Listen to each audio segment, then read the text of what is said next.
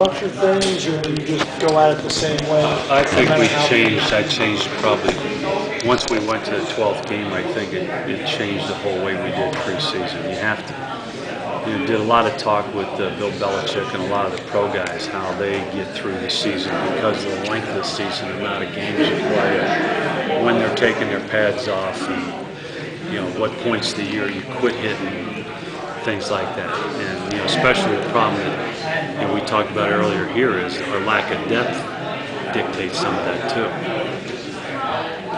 Now, 12th game, the AD's like it because it brings in money. Is the 12th game a bad idea? There's not one coach in the country that voted for a 12th game. I think it puts a real strain. You keep cutting scholarships, you add more games.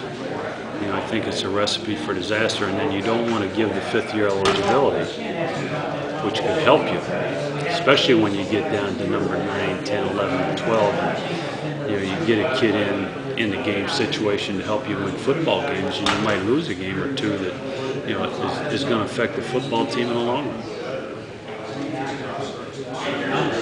Hey, Coach, I don't know if this question been asked before, but with the tailback situation, you do get Andre and Tony both back, and then as well as Jamel had played last year, how do you now kind of bring everybody back in the mix? And is Jamel still your number one guy?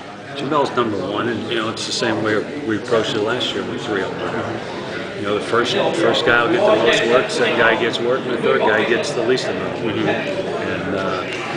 And you just work each week that way and just hope that they stay healthy and you get through the season. What did you think about the way Jamel came in and really just, when so many people were looking at Andre and Tony, then Jamel, who, I covered him in Naples, was, that good of a back too, just comes in and does what he does. Jamel had a great spring game a year ago, and showed flashes that he could be a quality tailback. So, everybody kept talking about Tony Baker and Andre Brown. I mean, they should have, because they were good backs, but they shouldn't have slighted Jamel Eugene, because he's a pretty damn good back too. What do you like about him most, like in on-field wise? Well, I call him the Energizer Bunny. He always shows up. He always practices. He goes 100%. He runs everything out, and he's a complete back. He can run with the ball. He can catch the ball. He can pass protect. He'll do whatever it takes to win football games. That's the type of guy you want back there. And then, he's not a loud, boisterous guy. You hardly know he's around. You have to look for him to make sure he's there, because he doesn't say boo. How has he developed into a leadership role? Because back in high school at Naples, he was maybe, like you said, not loud, boisterous, but was a guy that people looked towards. Well, I think they look towards him when he executes the plays. He's not going to be a rah-rah, get in your face, say anything type of guy. At least he hasn't been to this point. And I don't see that in his personality, so he's going to do it when it's played. Coach, when you look at State of North Carolina, you got Wake Forest running the last couple of years, and then you've got the other three ACC programs retooling, and you also have Athletic State. How tough is it how much tougher do you think it is? How tough do you think it is to recruit the top players in the state now than it was a couple of years ago? I wasn't here a couple of years ago, so I can't answer that. But recruiting's tough wherever you are. It doesn't matter what state you're in or what school you're at. It's always very competitive, and I think it's unusual. We've got 4 ACC programs in our state. That makes us unique, and I think it's important that the other 3 programs that haven't been winning have to we have to be better football team. It'll be better for the state. It'll be better for the conference. Tom, I just wanted to ask you, for the last game from last year, do you tell you guys to forget about it, or do you remind them of that for motivation? No, we don't forget about anything like that. That was a bad day, and it's something that we have to learn from and make sure it never happens again. Do you sense that these guys are use that as motivation at all? I think they have, and I think they use that, and they use the opener, so they know. And then they'll use the fact that pick 6. So, we got a lot of motivation too. For this offense to be better than it was last year, where does the improvement have to come from? We have to run the ball better. Can't be second last in the conference for rushing the football. You can't have your quarterback position throw 14 touchdown passes and 23 interceptions. Those numbers have to be reversed if you're going to be a championship football program. And you have to be able to run the football, which goes back to the offensive line, and they have to protect the quarterback better. Because they help throw some of those interceptions. And do you have faith in the offensive line and the quarterbacks and the running backs that the improvement will happen this year? Because there seems to be a lot of questions going into this August on those areas there. Well, I don't know if faith's the word. I mean, that's something that we understand we have to be better at, and we're going to work each and every day as we have to try to be better at those things. You have three different guys who have been leading rushers on the team for the last 3 years. Rarely ever happens.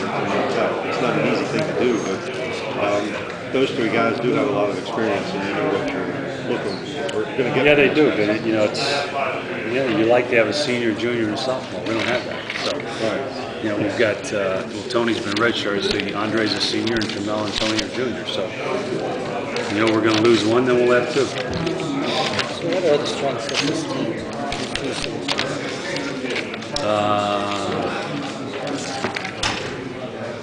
I don't know what our strengths are right now. I mean, it's been hard to put a finger on after what we did last year. So, you know, I think that we have to continue to work, as I just said, in the basic areas of offensive line, defensive line, stopping the rush, and better production on the quarterback position. You know, if we do that, then we can be a pretty good football team. And how close is the D-line to that goal there, I guess? Do you see some I improvement? think the D-line's got a little more experience than the linebackers do, so they're going to have to be take bulwark of the work up front, handle all those situations for the linebackers right now. You didn't get a chance to work much on the special teams and kicking game in the spring, and didn't do that in the spring game. What are your? No, we work a lot on the punt return stuff. We don't generally have to kick off. What are your thoughts? Your thoughts about that going into the season in terms of bringing in?